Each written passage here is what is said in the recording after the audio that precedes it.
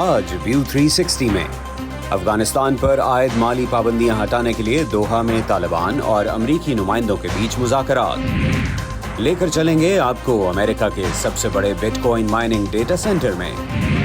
اور ملیے ناسا میں کئی پروجیکٹس لیڈ کرنے والی مسلمان انجینئر سے. میں ونڈ ٹنل میں گھٹنوں کے بل جاتی تو وہاں میرا اسکارف پھنس جاتا تو سب کچھ روکنا پڑتا.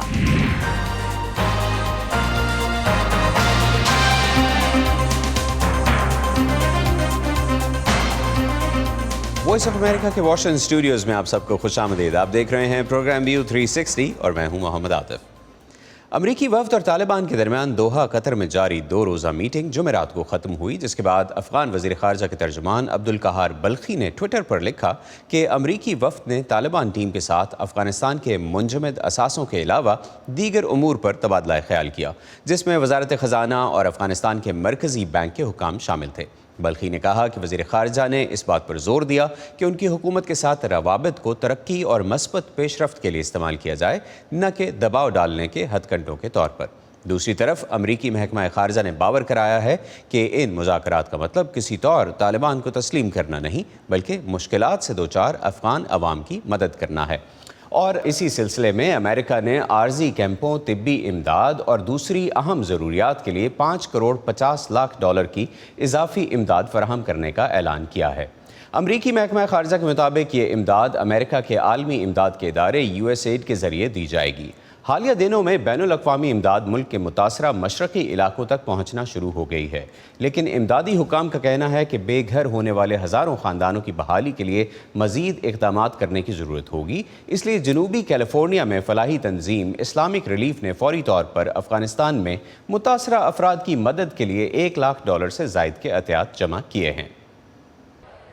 افغانستان میں فوری ضروریات کو مد نظر رکھتے ہوئے فلاحی ادارے اسلامک ریلیف USA نے فوری طور پر اپنے پروگرام کروز فار کاز کی توجہ زلزلہ زدگان کی مدد پر مرکوز کر دی.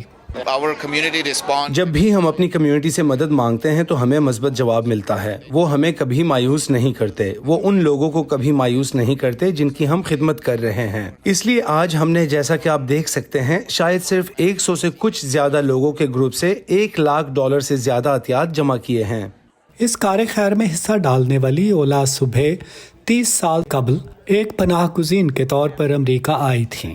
وہ کہتی ہیں کہ ضرورت مندوں کی مدد کرنا مناسب قدم ہے. میں آج اسلامک ریلیف فنڈ ریزر میں آئی ہوں کیونکہ میں نے افغانستان کے زلزلے کی تباہ کن خبریں دیکھنے کے بعد اور اس کے نتیجے میں یتیم بچوں کو دیکھ کر واقعی میں دلی صدمہ محسوس کیا. یہ ایک جنزدہ ملک ہے، لوگ مشکل سے گزارا کر رہے ہیں، اور یہاں کے ایک شہری کے طور پر جسے تمام سہولتیں حاصل ہیں اور اس ملک میں رہتے ہوئے دوسروں کی مدد کرنے کے قابل ہونا، میں کم از کم عطیہ تو دے سکتی ہوں.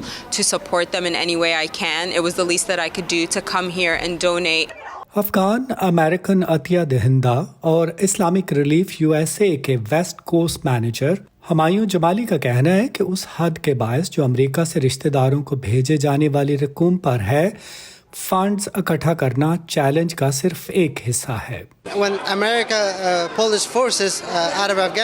جب امریکہ نے اپنی افواج کو افغانستان سے نکالا تو انہوں نے افغانستان میں بینکنگ، دیگر کاروباری لین دین پر کچھ شرائط عائد کر دیں، یہاں تک کہ حالیہ کچھ عرصے تک وہاں ایک خاندان اپنے بینک اکاؤنٹ سے روزانہ تقریباً صرف $100 نکال سکتا تھا، جو انہیں امریکہ، کینیڈا یا دیگر ممالک سے بھیجے گئے.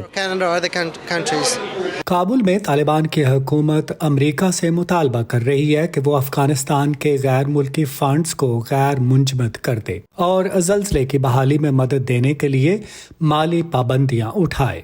وائٹ ہاؤس کی پریس سیکرٹری کرائن جین پیئر نے ہفتے کے روز صحافیوں کو بتایا کہ امریکہ ان فنڈز کے استعمال کے بارے میں پیچیدہ سوالات کو حل کرنے کے لیے فوری طور پر کام کر رہا ہے، تاکہ یہ یقینی بنایا جا سکے کہ ان کا فائدہ افغانستان کے عوام کو ہو، نہ کہ طالبان کو. لیکن انہوں نے کہا کہ بائیڈن انتظامیہ انتظار نہیں کر رہی اور متاثرہ افراد کی مدد کے لیے بین الاقوامی شراکت داروں کے ساتھ مل کر کام کر رہی ہے. عزیزی فاؤنڈیشن کی ایگزیکٹو ڈائریکٹر علینا نوابی کا کہنا ہے کہ یہ سوال ابھی باقی ہے کہ افغانستان میں مدد کے لیے कौन इलाकों में मौजूद है।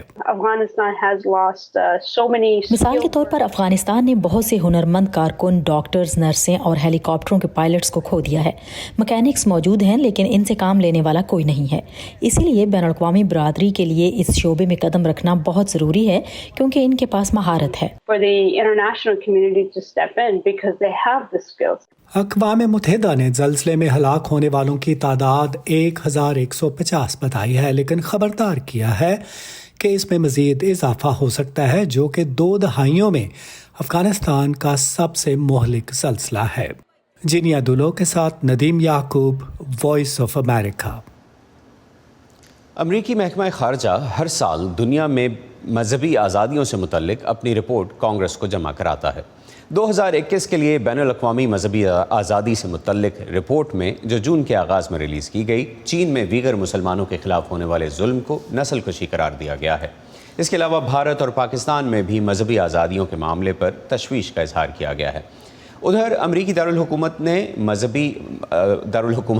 مذہبی آزادی سے متعلق 3 روزہ سالانہ انٹرنیشنل ریلیجس فریڈم سمٹ کل ختم ہوئی، جس میں اس بات پر تشویش کا اظہار کیا گیا کہ دنیا میں مذہبی آزادیاں کم ہوئی ہیں۔ اس بارے میں مزید بات کرتے ہیں اسد خالد سے، جو اس وقت ہمارے ساتھ اسٹوڈیوز میں موجود ہیں۔ اسد، یہ بتائیے کہ اس کانفرنس میں جو بات چیت ہوئی اس میں، اور آپ کی کانفرنس کے منتظمین سے بھی بات ہوئی، انہوں نے اس جو تشویش کا جس کا اظہار کیا ہے اس کے بارے میں مزید کیا کہا کہ ایسا کیوں ہو رہا ہے؟ عاطف، کافی انٹرسٹنگ فیکٹس ہیں۔ ڈاکٹر کترینہ سے جب کہہ رہے تھے منتظمین سے میری بات ہوئی، میری ڈاکٹر کترینہ سے بات ہوئی جو کہ بیسیکلی کو چیئر ہیں IRF سمٹ کی۔ اس سے پہلے وہ یوسف کے لیے بھی سرو کر چکی ہیں، اور اوورال اگر ہم اسٹیٹ ڈپارٹمنٹ کے اعداد و شمار دیکھتے ہیں یا باقی جو ریلیجس فاؤنڈیشنز کی طرف سے جو اعداد و شمار جمع کیے گئے ہیں، اس کے مطابق 2/3 بہت کنزرویٹو اگر ہم جاتے ہیں تو 2/3 دنیا کی جو آبادی ہے وہ ایسے ممالک میں رہتی ہے جہاں پہ مذہبی آزادیاں جو ہیں وہ ٹارنشڈ ہیں۔ پاکستان اور بھارت کے بارے میں کیا بات؟ پاکستان اور بھارت بھی اسی لسٹ میں آتے ہیں۔ چین اگر سب سے پہلے نمبر پہ آتا ہے، میانمار اور بھارت دوسرے نمبر پہ، اور پاکستان بھی اسی کیٹیگری میں جاتا ہے۔ تو اس حوالے سے میری ڈاکٹر کترینہ سے بات ہوئی تو ان کا کہنا یہ تھا کہ بھارت میں جو سچویشن ہے اور جو پاکستان میں سچویشن ہے وہ دونوں پہ کنسرن ضرور ہیں، لیکن بھارت جو ہے وہ ٹیکنیکلی اگر ہم ڈیموکریٹکلی دیکھتے ہیں تو ایک long run like we have a history جو کہ انڈیا کے ہمیں بیک گراؤنڈ میں نظر آتی ہے، جس کی وجہ سے یہاں تک وہ پہنچے ہیں، اور اب چیزیں جو ہیں وہ خراب ہونا شاید شروع ہوئی ہیں۔ لیکن اگر ہم پاکستان کو دیکھتے ہیں تو پاکستان میں سچویشن تھوڑی سی ڈفرینٹ ہے اس سے، لیکن اگین نیم اینڈ شیم والا قصہ ہے، جس میں اگر اوورال ہم دیکھتے ہیں حال ہی میں بھارت میں مذہب کی بنیاد پر ہونے والے جو واقعات کے حوالے سے جب ڈاکٹر کترینہ سے میں نے پوچھا کہ ان کا سمٹ اسے کس طرح سے دیکھتا ہے، اور چونکہ وہ خود بھی United state commission on international religious freedom کے ساتھ کام کر چکی ہیں، تو وہ بھارت میں مذہبی آزادیوں کو کیسے دیکھتی ہیں؟ When it comes to protection of religious freedom, India is not really acting. جب مذہبی آزادی کے تحفظ کی بات آتی ہے تو بھارت واقعی حقیقی جمہوریت کی طرح کام نہیں کر رہا۔ ہم وہاں انتہا پسند قوم پرستی میں پریشان کن حد تک اضافہ دیکھ رہے ہیں۔ یہ انتہا پسندی بھارت کے اندر مسلمانوں، مسیحیوں، سکھوں اور دیگر اقلیتی عقائد کے ماننے والوں کے لیے مساوی فضا نہیں چھوڑ رہی۔ جب میں یوسف کے ساتھ تھی تو بھارت کا برتاؤ بہت مدافعانہ ہو جاتا تھا اور وہ تعاون کرنے پر بالکل تیار نہیں ہوتا تھا۔ میں ایک مثال دوں گی، پاکستان بھی ایک ایسا ملک ہے جہاں مذہبی آزادی پر تحفظات ہیں، لیکن پاکستان کم از کم یوسف کے کمشنرز کو حکومتی عہدیداروں سے اور مذہبی اقلیتوں کے ارکان سے ملاقات کے لیے ملک کا دورہ کرنے کی اجازت دینے کے لیے تیار تھا تاکہ وہ زمینی صورتحال کا جائزہ لے کر رپورٹ لکھ سکیں۔ بھارت نے ہمیں آنے کی اجازت دینے سے انکار کر دیا، جو میرے لیے انتہائی حیران کن تھا، اور مجھے یاد ہے کہ میں نے بھارتی سفیر سے کہا تھا کہ آپ کو ذرا بھی شرم نہیں آتی کہ پاکستان بھارت سے زیادہ یوسف کے کمشنرز کی میزبانی کے لیے تیار ہے؟ لیکن میرا خیال ہے کہ بھارت کا اس موضوع پر مدافعانہ رویہ اختیار کرنا ہی اس بات کا پول کھولتا ہے کہ انہیں معلوم ہے کہ وہ اپنی بین الاقوامی ذمہ داریاں پوری نہیں کر رہے۔ اسد، اس کانفرنس میں کوئی حل بھی تجویز کیا گیا ان مسائل کا؟ ڈاکٹر کترینہ نے اس بارے میں کچھ کہا؟ ڈاکٹر کترینہ نے بھی اس بارے میں بات کی، اور تھوڑی سی اگر آپ آتے مجھے اجازت دیں، اگر میں اوورال دیکھ سکوں، 1948 میں جب یونائٹڈ نیشنز بنا تو تب سے جو انڈیویجول فریڈم ہے اس میں مذہبی آزادی کو بھی ڈالا جاتا ہے کسی بھی انڈیویجول کی۔ جو کہ 1985 تک انفیکٹ جو ہے وہ UN نے اسپیشل ریپ جو ہے پہلی دفعہ اس میں رکھا جس پہ اس پہ کام ہونا شروع ہوا. لیکن چونکہ یونائٹڈ نیشنز کے پاس وہ اتھارٹی نہیں تھی تو US was the very first country جس نے 1998 میں ایک اسپیشل ایمبیسڈر جو ہے وہ ریلیجیس فریڈم کے لیے رکھا, جن کا کام یہ تھا کہ وہ پولیٹیکلی جتنی امریکن مائٹ ہے اس کو ایکسپیریمنٹ کر سکیں یا اس حوالے سے بات کر سکیں, خاص طور پہ کہ جہاں نیم اینڈ شیم اور خاص طور پہ وہ رپورٹس پبلش ہو سکیں, وہ ڈیٹا سامنے آ سکے کہ کون سے ایسے ممالک ہیں جن میں مذہبی آزادیاں اس طرح سے موجود نہیں ہیں. جب اسی حوالے سے میری ڈاکٹر کترینہ سے بھی بات ہوئی تو ان کا کہنا تھا کہ ہم ایک لیوریج ہر ملک کا ڈفرینٹ ہے. چائنا پہ اتنا لیوریج نہیں ہے امریکہ کا فار ایگزامپل, یا انڈیا پہ اتنا لیوریج نہیں ہے جتنا چھوٹے ممالک پہ, خاص طور پہ پاکستان پہ یا شاید میانمار پہ, جس میں ابھی ہم نے دیکھا کہ مسلمانوں کی جو روہنگیا مسلمان تھے ان کی جو کلنگ ہے ان کو جینوسائیڈ دیا گیا, قرار دیا گیا. تو اس کانٹیکس میں شاید بہت ایسی واضح حکمت عملی تو نہیں ہے, لیکن چونکہ یہ ریلیٹیولی ایک نیا کانسیپٹ ہے, اگر ہم دیکھیں تو تقریباً 15 سال پہلے امریکہ نے یہ پوری باڈی بنائی تھی ریلیجیس فریڈم پہ, تو جب اس پہ کام ہوتے ہوئے ہم دیکھتے ہیں تو چیزیں شاید آگے جا کے بقول ڈاکٹر کترینہ کے بہتر ہو سکتی ہیں. لیکن ابھی جو فوری طور پہ سچویشن ہے وہ تو کچھ ممالک میں, خاص طور پہ پاکستان کے حوالے سے میں نے جب ان سے پوچھا کہ پاکستان میں تو بلیسفیمی کا لا ہے یا باقی بھی کئی ممالک ہیں جن میں بلیسفیمی کے لاز ہیں فار ایگزامپل, تو وہ امپلیمنٹ کس طرح سے ہوتے ہیں. تو پاکستان کے حوالے سے جو انہوں نے کہا, let's have a look at that. Pakistan's use of their blasphemy laws, which Pakistan کی طرف سے توہین رسالت کے قوانین کا استعمال جو دنیا میں کسی بھی قانون میں نہیں ہونا چاہیے, لیکن یہ پاکستان ہے جہاں ان قوانین کا سب سے زیادہ عملی نفاذ ہوتا ہے اور انہیں یقیناً ناپسندیدہ اقلیتوں کے خلاف اور اکثر ان سے بدلہ لینے کے لیے ایک حربے کے طور پر استعمال کیا جاتا ہے. پاکستان جیسی جگہ پر ہم توہین مذہب کے قوانین کے نفاذ میں اس وقت تک کوئی تبدیلی نہیں دیکھ سکتے جب تک کہ ہم سیاسی کلچر میں تبدیلی لانے کی جرات رکھنے والے کچھ سیاسی رہنماؤں کو اس پر کھڑے ہو کر سچ بولتے اور کہتے نہیں دیکھتے کہ اس تشدد اور انتہا پسندی اور اس مذہبی منافرت کو روکنا ہوگا. لیکن اس قسم کی انتہا پسندی بنیاد پرست انتہا پسندوں کو آکسیجن فراہم کرتی ہے, چاہے وہ اسلامی انتہا پسند ہوں چاہے وہ ہندو انتہا پسند ہوں. یہ واقعی ملکوں کی سیاست میں ایک کینسر کی طرح ہے اور اسے روکنے سے دونوں ممالک کو فائدہ ہوگا. اور مختلف ماہرین سے ڈاکٹر کترینہ کے علاوہ بھی میری جن سے بات ہوئی ان سب کا اس بات پہ اتفاق تھا کہ جب تک پولیٹیکل موٹیویشن نہیں ہوتی, کسی بھی سوسائٹی میں جو پولیٹیکل لیڈرز ہیں وہ لیڈ نہیں لیتے, اس حوالے سے شاید ہم اس کو کچھ فزل آؤٹ ہوتے ہوئے نہیں دیکھ سکیں گے. جو ایکسٹریمسٹ ایلیمنٹس ہیں خاص طور پہ ریلیجن میں, اور دونوں سائڈ پہ پاکستان اور انڈیا کی اگر ہم بات کرتے ہیں تو ہندو ایکسٹریمزم کے حوالے سے بھی بات ہوئی اور پاکستان کے ایکسٹریمزم کے حوالے سے بھی بات ہوئی. Thank you very much sir. Thank you Atif. VOA news کی نئی اسمارٹ فون ایپ, تازہ ترین خبریں, دلچسپ آڈیو ویڈیو رپورٹس اور منفرد تجزیے. دیکھیں, سنیں, پڑھیں اور شیئر کریں. سیٹنگز کے ذریعے اپنی پسند کی زبان کا VOA کی نئی ایپ میں انتخاب کریں. پراکسی کی مدد سے پابندیوں کے باوجود معلومات تک رسائی حاصل کریں. پش نوٹیفیکیشنز آن رکھیں تاکہ آپ رہ سکیں ہر لمحہ باخبر. VOA نیوز کی نئی smartphone app download کیجیے گوگل پلے اور ایپ اسٹور سے.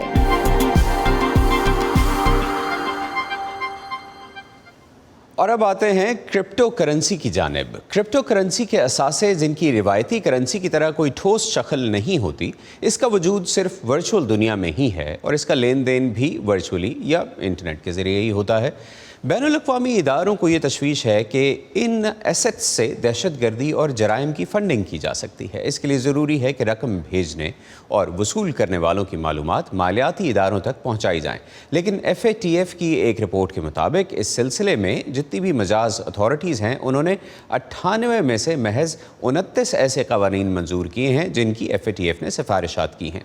FATF نے زور دیا ہے کہ بقیہ قواعد کو جلد از جلد لاگو کیا جائے.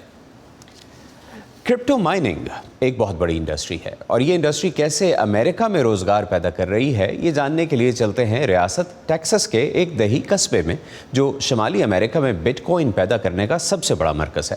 اس سے یہاں ملازمتوں کے مواقع پیدا ہو رہے ہیں اور کمیونٹی میں خوشحالی آ رہی ہے. لیکن ناقدین خبردار کرتے ہیں کہ اس طرح کی سرگرمیاں ایک غیر مستحکم نئی صنعت کا حصہ ہیں.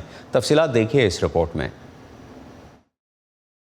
स्टीव प्रूट और उनके खानदान को सन 2008 में एल्यूमिनियम पिघलाने की फैक्ट्री और हाल ही में बिजली पैदा करने के प्लांट की बंदिश से सख्त नुकसान उठाना पड़ा। रियासत टेक्सास के रॉकडेल नामी इस छोटे से कस्बे में 1000 से ज़्यादा मुलाजमतें ख़त्म हो गईं, लेकिन शहर में एक नई सनत आ गई है, क्रिप्टो माइनिंग। रॉकडेल अब 2 बिटकॉइन माइनिंग डेटा सेंटर्स का घर है। रियासत भर के कस्बों में बिटकॉइंस पैदा करने के लिए ऑपरेशंस शुरू हो रहे हैं, खासतौर पर चीन की जानिब से क्रिप्टो करेंसी की तैयारी को गैर कानूनी करार देने के बाद। बहुत से लोगों के इसके लेन देन में नुकसान उठाने के बावजूद हालिया बरसों में क्रिप्टो करेंसी की गैर मुस्तहकम मार्केट में दिलचस्पी में शदीद इजाफा हुआ है। रॉकडेल का कस्बा क्रिप्टो माइनर्स को खुशामदीद कहता है। हम कारोबार के लिए हाजिर हैं, आप अंदर आ जाइए। बिटकॉइन माइनिंग एक ऐसा अमल है जिसमें क्रिप्टो करेंसी की ब्लॉकचेन पर लेन देन की तस्दीक के लिए ताकतवर कंप्यूटर्स तेजी से पेचीदा हिसाब किताब करते हैं। लेकिन अमेरिका में क्रिप्टो माइनिंग प्लांट्स में इजाफा माहौलियाती और मालियाती खदशात पैदा कर रहा है। शिमाली अमेरिका में बिटकॉइन से मुतालिक सबसे बड़ा ऑपरेशन इस कस्बे में विनस्टोन नामी कंपनी की शक्ल में मौजूद है। विनस्टोन के एक एग्जीक्यूटिव चार्ट एवरेट हैरिस का कहना है कि इस मरकज को यहाँ कायम करने की कई वजूह हैं। टेक्सास एक ऐसी मार्केट है जहाँ कवायद कम है। हुकूमत खुद इसकी हौसला अफजाई करती है। वो मराहत और प्रोग्राम और मुलाजमत की तरबियत भी फराहम करती है, और फिर यहाँ की अफरादी कुव्वत वाकई बेमिसाल है। यहाँ के कुछ मकामी लोग तस्लीम करते हैं कि वो यकीन से नहीं कह सकते कि क्रिप्टो माइनिंग क्या है। मुझे इसकी 100% समझ नहीं, और मुझे मालूम है कि बहुत सारे लोग मेरी तरह हैं, लेकिन इससे रोजगार के मौके पैदा हुए हैं। कुछ लोगों को उम्मीद है कि क्रिप्टो माइनिंग उस वक्त तक इस कस्बे को सहारा देगी जब तक कि यहाँ दूसरी सनतों को इस्तेहकाम नहीं मिल जाता। जब तक आपको एल्यूमिनियम पिघलाने वाली कंपनी जैसा मैन्युफैक्चरिंग का ठोस मुतबादिल नहीं मिल जाता, आप उस खुशहाली के दौर के करीब नहीं पहुँच सकते जिसका मजा हम ले चुके हैं। बिटकॉइंस की सरगर्मियों में मुलव्वस अफराद अच्छे हमसाय बनने की कोशिश कर रहे हैं। उन्होंने कम्युनिटी के लिए एक बहुत बड़े क्रिसमस ट्री का अतिया दिया है। उन्होंने मुनशियात का खोज लगाने वाले कुत्ते के लिए महकमा पुलिस को अतियात दिए हैं। और बिटकॉइन माइनिंग कैपिटल के तौर पर शोहरत ने भी कस्बे की मार्केटिंग में मदद की है। जिम गिब्सन का कहना है कि क्रिप्टो करेंसी में दिलचस्पी रखने वाले उन्हें मुसलसल फोन करते रहते हैं कि वो यहाँ कारोबार खोलना चाहते हैं। हमें बिजली की दस्तयाबी और जमीन और वक्त के मसाइल का सामना है। एक बिल्कुल नए सब स्टेशन की तामीर में तकरीबन 18 से 24 माह तक का वक्त लगता है, जबकि हमसे राब्ता करने वाले चाहते हैं कि ये 3 माह में हो। कस्बे में होने वाली क्रिप्टो की सनत ने जिम गिब्सन को तरगीब दी कि वो खुद इस कारोबार में शामिल हो गए। मैंने एक क्रिप्टो करेंसी खरीदी, मैं ये नहीं कहूंगा कि कौन सी, और उसने अच्छी कारकर्दगी का मुजाहरा नहीं किया। इस दौरान रॉकडेल के बिटकॉइन तैयार करने वाले डेटा सेंटर्स में कंप्यूटर्स दिन में 24 घंटे हफ्ते के 7 दिन चल रहे हैं। डियाना मिचेल के साथ Khalid Hamid, voice of America.